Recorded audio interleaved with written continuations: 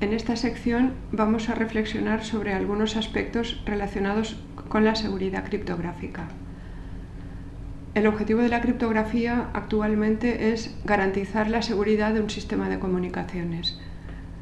Hemos de tener en cuenta que la seguridad absoluta no existe. Siempre va a ser relativa a la capacidad de ataque de posibles adversarios.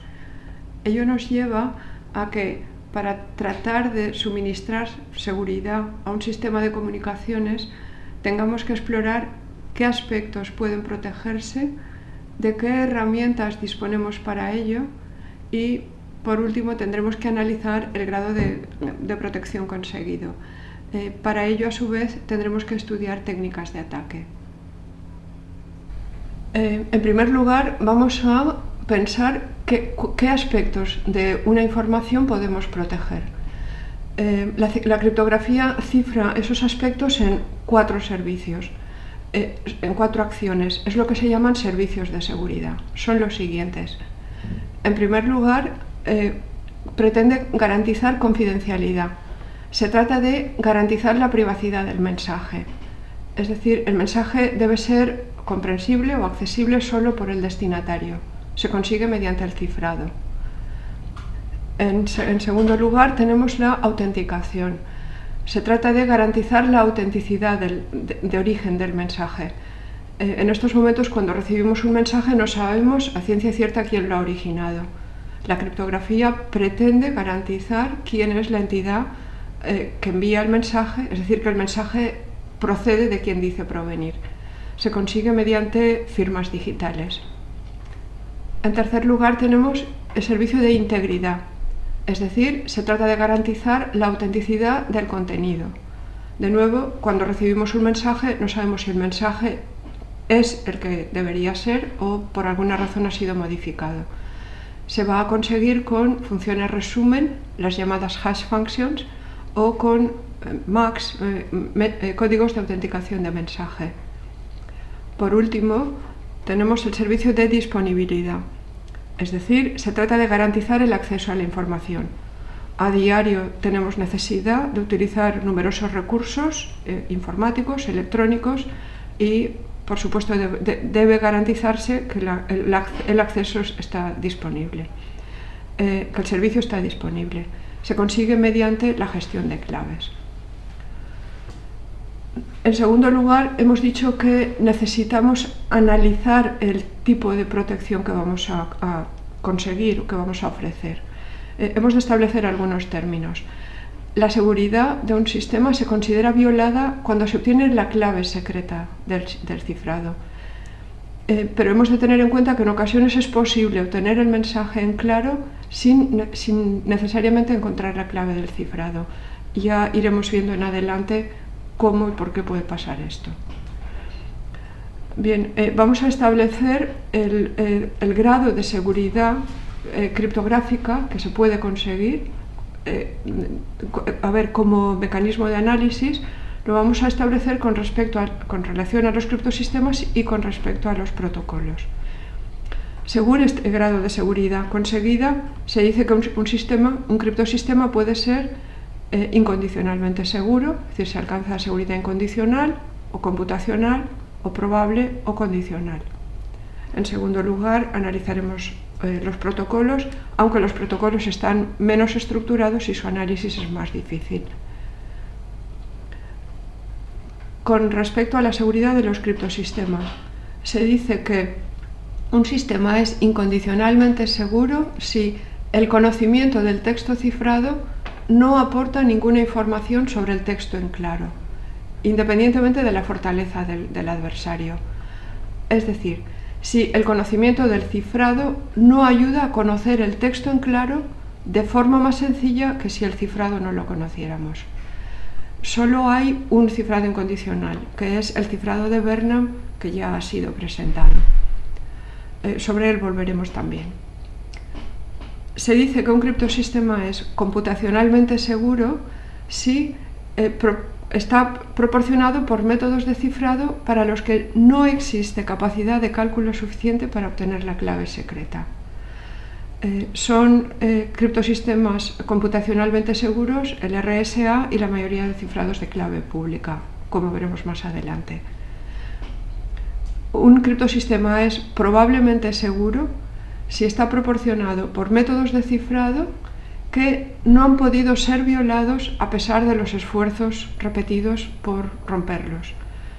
Son criptosistemas probablemente seguros el DES y los cifrados de bloque simétrico en general. También los veremos más adelante. Por último, podemos hablar de seguridad condicional de un criptosistema y nos referimos a métodos de cifrado que han sido diseñados con fines específicos. Son seguros frente a la supuesta capacidad de ataque del contrario. Es decir, la dificultad de su violación, de ruptura, la suponemos suficiente frente a la capacidad de ataque que nosotros prevemos.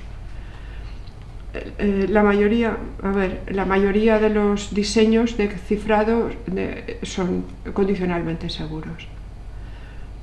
Hemos dicho que íbamos a hablar también de la seguridad de los protocolos. Aquí vemos un protocolo es más difícil de definir, tienen diseños singulares, por tanto el análisis de la seguridad que proporcionan es más complicado.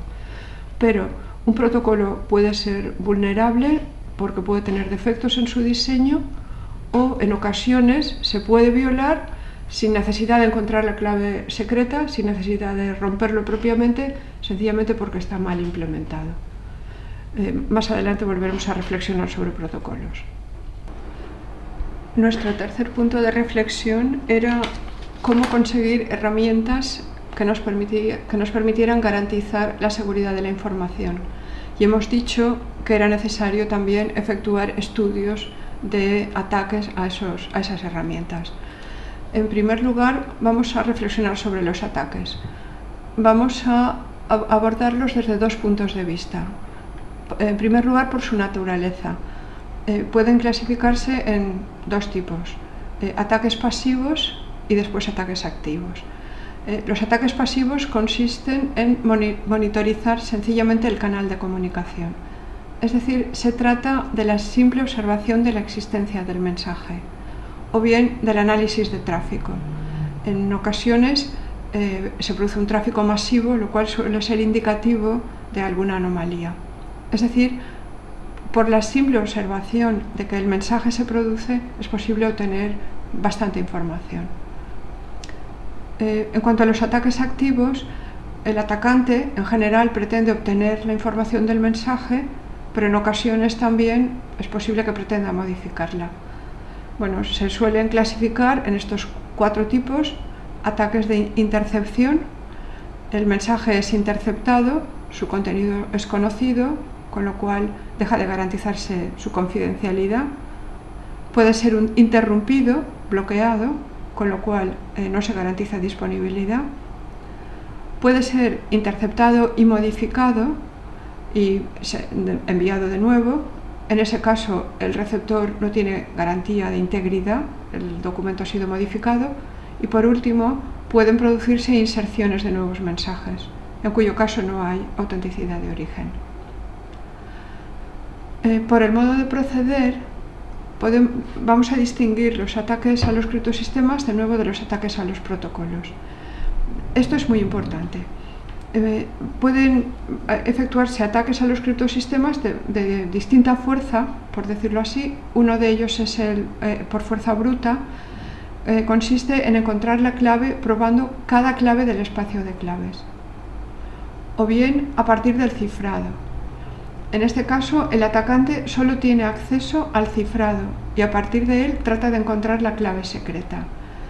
Puede parecer un poco extraño, pero veremos más adelante que en el análisis de frecuencias es exactamente este tipo de ataque el que se efectúa y consigue tener éxito. Puede efectuarse un ataque a partir del texto en claro. En este caso, el atacante tiene acceso al texto en claro y a su correspondiente texto cifrado. O bien, es posible efectuar un ataque de texto en claro elegido. Es análogo al anterior. El que ataca tiene acceso a parejas de texto en claro, texto cifrado, pero puede puede elegir el texto a cifrar. Y por último, pueden efectuarse ataques de texto cifrado elegido en que, una vez más, el atacante tiene acceso a parejas de texto en claro, texto cifrado, pero en este momento el cifrado está elegido por el atacante. Bien, observamos aquí una gradación de, digamos, dureza del ataque. Los criptosistemas deberían ser robustos a los máximos ataques, pero al menos deben ser analizados y clasificados en función del tipo de ataque que son capaces de soportar. En cuanto a los protocolos, ya hemos dicho que los protocolos están menos estructurados, su análisis es más difícil, en este caso también, pero podemos distinguir algunas estrategias de ataque. Puede atacarse un protocolo con clave conocida. Ello quiere decir que se tiene acceso a algunas claves utilizadas previamente y el atacante intenta obtener a partir de ellas nuevas claves. No conoce la clave de antemano, obviamente, pero puede aproximarse a ella hasta conseguirla. La reutilización del protocolo siempre es peligrosa.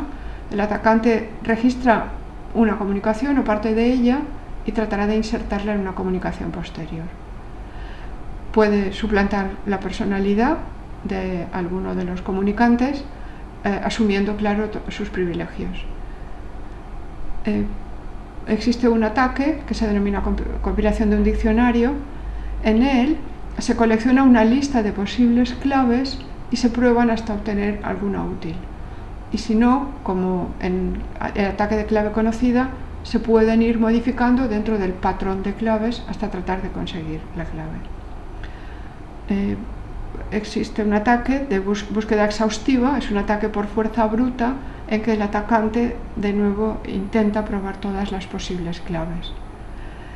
Por último, comentamos aquí el ataque de intermediario, el llamado man in the middle, en que el atacante se introduce en la línea de comunicación entre dos usuarios y puede acceder a comunicarse con ambos. Vamos a estudiar ahora las herramientas con las que vamos a cifrar. Podríamos clasificar los cifrados en dos tipos: cifrados simétricos o de clave secreta y cifrados asimétricos. Aquí tenemos un esquema de un cifrado simétrico. Un emisor desea enviar un texto cifrado a un receptor. Para ello, emisor y receptor deben compartir una clave que deben mantener secreta. El emisor cifra el texto en claro con la clave, produce el texto cifrado y lo envía al receptor, quien descifra el texto recibido con la misma clave. Se llama cifrado simétrico por el papel simétrico que ejerce la clave de cifrado y de descifrado. Y se denomina también cifrado de clave secreta porque el cifrado es seguro si la clave se mantiene secreta. El segundo tipo de cifrados son los cifrados asimétricos o de clave pública. Este es un esquema. El emisor pretende enviar un texto cifrado al receptor. Pero ahora el receptor posee dos claves, una que hace pública y otra que va a mantener privada. La clave pública se emplea para cifrar el texto en claro. El emisor puede acceder a la clave pública, cifra el texto en claro, produce el texto cifrado y lo envía al receptor. Únicamente el receptor conoce la clave de descifrado. Por tanto, él es el único que puede descifrar el mensaje recibido para obtener el texto en claro. Estos cifrados se denominan cifrados asimétricos por el papel distinto que ejercen cada una de las claves, las dos claves. Y se llaman de clave pública porque una de ellas se hace pública. Presentamos a continuación un pequeño esquema de las características de los dos tipos de cifrado. En el cifrado simétrico, ambos comunicantes deben compartir la clave. La misma clave se usa para cifrar y para descifrar, o al menos la clave de descifrado es posible deducirla de la clave de cifrado.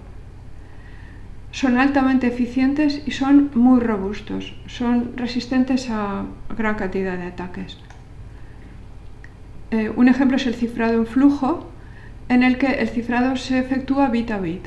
Un ejemplo de cifrado en flujo es el cifrado de Bernam. Existen cifrados simétricos en bloque, en donde la información se parte en bloques de cierta longitud y se cifran bloque a bloque.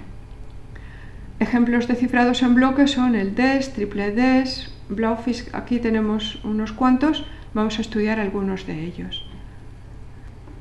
En cuanto al cifrado asimétrico, hemos dicho que se trata de un cifrado en bloque. En él cada usuario posee una pareja de claves, una que hace pública, que la comparte, otra que mantiene privada. En general la pública se usa para cifrar, la privada para descifrar, aunque en algún protocolo estos dos papeles pueden invertirse. Las claves son de mayor tamaño que en cifrados de bloque simétrico y por ello la tasa de cifrado es inferior a la del cifrado simétrico. Algunos ejemplos de criptosistemas de clave pública son RSA, el GAMAL, criptosistema de Rabin, criptosistemas basados en curvas elípticas. Todos ellos están basados en problemas matemáticos de difícil solución. Con esto acabamos esta sección.